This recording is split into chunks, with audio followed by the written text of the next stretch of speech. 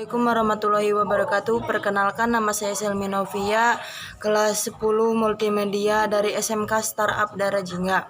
Di sini saya akan menjelaskan dampak radiasi elektromagnetik pada kehidupan manusia dewasa ini.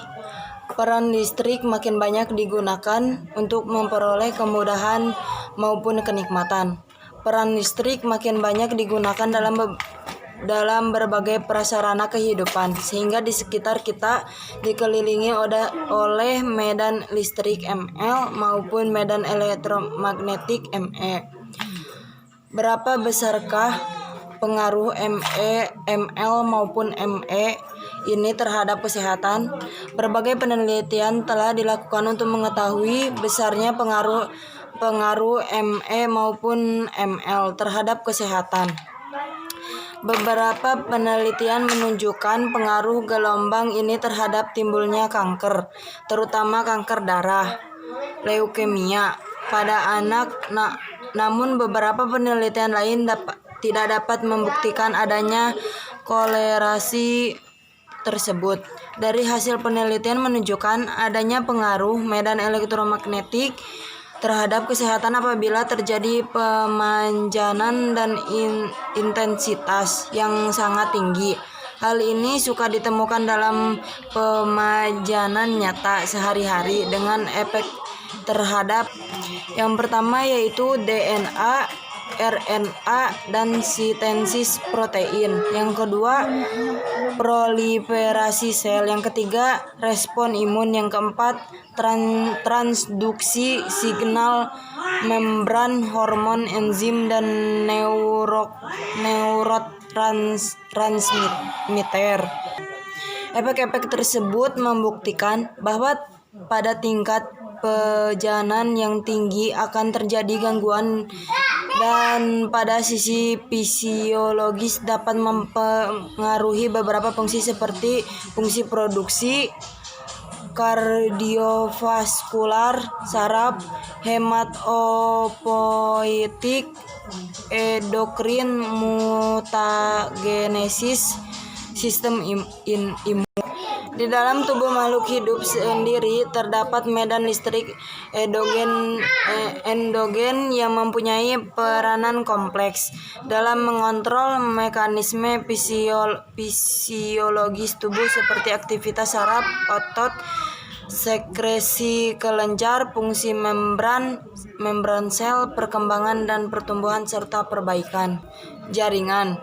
Dapat dibayangkan, bila ada medan listrik yang lebih besar di sekitar kita, pastilah akan mempengaruhi medan listrik endogen. Paparan medan dari luar ini akan mengakibatkan stres tambahan bagi tubuh dengan akibat transmisi sinaptik pada saraf akan bertambah cepat dan menimbulkan respon yang berlebih yang akhirnya mengakibatkan kelemahan pada tubuh. Stres yang disebabkan pajanan medan listrik ini dapat menyebabkan perubahan gangguan fungsi sistem saraf otonom yang berhubungan dengan kelenjar adrenal. Dalam kondisi ini, sistem saraf otonom